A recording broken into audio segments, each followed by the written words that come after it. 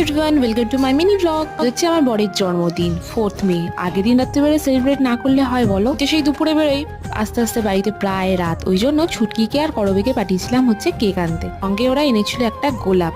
তো ক্যান্ডেল তো আনেনি, তো আমার বার্থডে যে ক্যান্ডেলটা ছিল সেটাই কাজ চালিয়ে দিয়েছি। তো জানেই না যে সব কেক ফেক আনা হয়েছে, তো ওরা এসেই ফার্স্টে ফ্রিজে ঢুকিয়ে দিয়েছে সবকিছু। সুন্দর করে থালাটা সাজিয়ে যাচ্ছি হচ্ছে ওকে সারপ্রাইজ দিতে। ওরা যা নিজেরই মনে নেই যে আজকে ওর বার্থডে, ও এখন খেলা দেখছে।